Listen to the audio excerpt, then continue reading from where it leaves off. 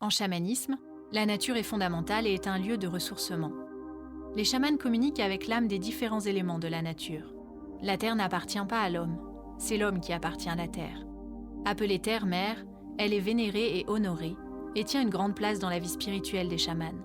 Se connecter à l'énergie de la nature peut nous permettre de découvrir un état de sérénité, de contacter une puissance que nous ne soupçonnons pas, nous amener plus de fluidité dans notre vie quotidienne.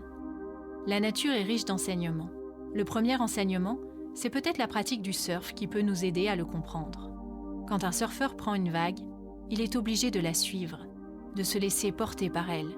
Il ne peut ni la dompter, ni la contrôler. Il ne peut qu'aller avec elle. Au-delà de sa technique ou de ses prévisions, il est obligé de s'adapter à ce que lui propose la vague.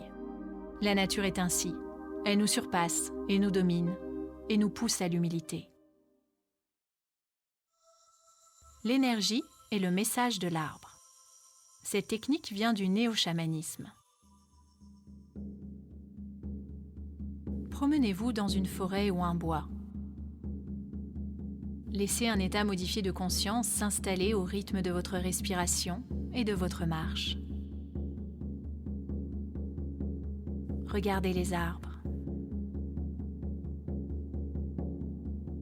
Quand vous sentez qu'un arbre vous attire, allez vers lui.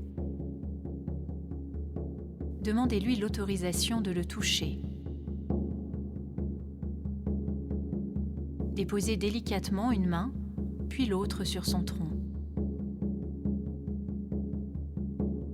Accueillez les sensations dans votre corps.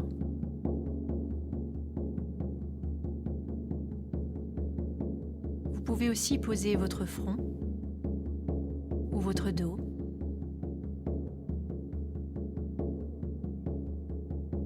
Laissez cette énergie se diffuser en vous. Inspirez profondément. Et écoutez avec tout votre être ce que l'arbre vous dit. Peut-être a-t-il un message pour vous. Peut-être pas.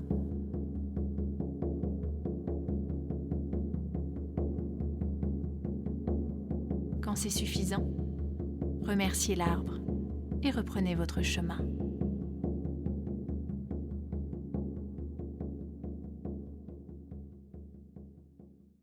Cette technique peut amener un grand apaisement. Et si vous êtes dans un endroit fréquenté et que vous souhaitez rester discret, alors vous pouvez poser une main sur l'arbre comme pour vous appuyer ou vous asseoir au pied de cet arbre. L'essentiel est votre intention à ce moment-là. La nature peut nous répondre si nous osons lui poser des questions.